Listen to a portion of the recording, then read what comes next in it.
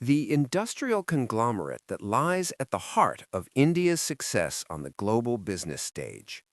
For almost 2 centuries, the Tata Group has pioneered multiple industries in India and remains a market leader in most of them. You've probably heard of Tata Motors, their car division, but as you'll soon find out, their reach extends far beyond that one subsidiary. In this video, we'll go through 3 generations of Tata businessmen to see how they built one of India's most successful companies.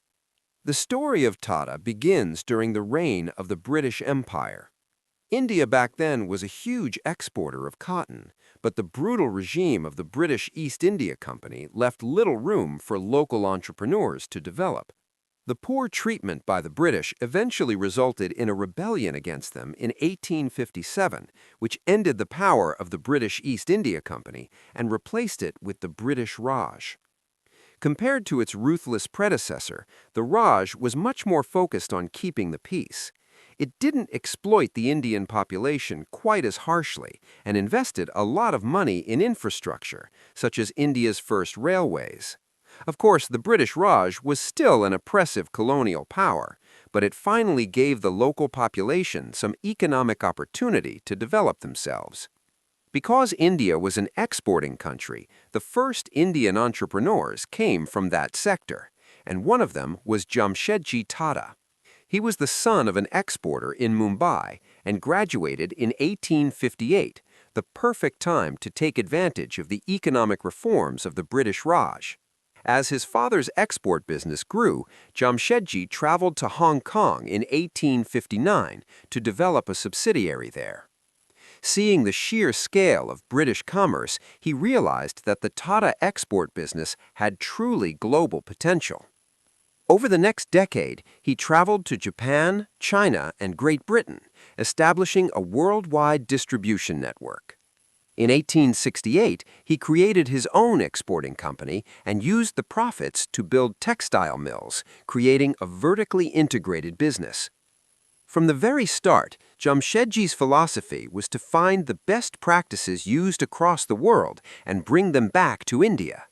In his textile mills, he enacted progressive policies that were virtually unknown in India at the time, such as sickness benefits and pensions for employees. Jamsetji wasn't content with textiles alone. Inspired by the Industrial Revolution in Europe, he wanted to recreate similar progress in India.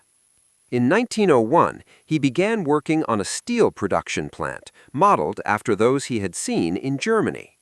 Even more ambitious was his hydroelectric project, inspired by his visit to the Niagara Falls power plant in 1903. Recognizing the power of tourism, Jamsetji created a chain of hotels, starting with the Taj Mahal Palace Hotel, which remains one of Mumbai's most recognizable landmarks. He deeply valued education and donated land and buildings toward the creation of the Indian Institute of Science. Jamsetji died while on a business trip to Germany, leaving the growing Tata enterprise to his 2 sons. They consolidated ownership into a single holding company, Tata Sons, which was owned by charitable trusts created for future generations. Jamsetji's sons fulfilled many of their father's ambitions. They oversaw the creation of India's first steelworks in 1907, the first cement plant in 1912, and the first indigenous insurance company in 1919. By 1938, Tata Sons comprised 14 different companies. Leadership then passed not to a grandson, but to a distant cousin with a fascinating background, Jahangir Tata, better known as JRD. Raised in France and a close friend of the first man to fly across the English Channel, JRD was a passionate aviator. In 1929, he obtained India's first pilot license. Unsurprisingly, his first major project at Tata was aviation. In 1932, he created Tata Air Service, initially carrying mail and later passengers. By 1938, it was operating passenger flights and even assisted the British during World War II. India's independence in 1947 was not entirely beneficial to Tata. The socialist policies of the new government clashed with private enterprise. In 1953, the government nationalized JRD's airline, later known as Air India, though JRD remained chairman until 1977. The airline steadily declined afterward under government control. Despite political challenges, JRD continued growing Tata. He founded Tata Motors in 1945 to build locomotives and later expanded into commercial vehicles through a partnership with Daimler. Over 52 years, JRD expanded the group from 14 companies to 95, though he had to reduce Tata Sons' ownership in many subsidiaries to appease the government. In 1969, the Monopolies and Restrictive Trade Practices Act was introduced, effectively targeting Tata. As ownership diluted, JRD began losing control and several companies underperformed. One man tasked with fixing them was R. Tata. Ratan Tata, Jamsetji's great-grandson, joined the group in 1962. His first major challenge came in 1971 when he took charge of NELC, a once dominant radio manufacturer that had collapsed to a 3% market share. Rather than reviving radios, Ratan focused on future technologies like satellite communications, restoring the company in the 1980s. Ratan became chairman in 1991, coinciding with India's economic liberalization.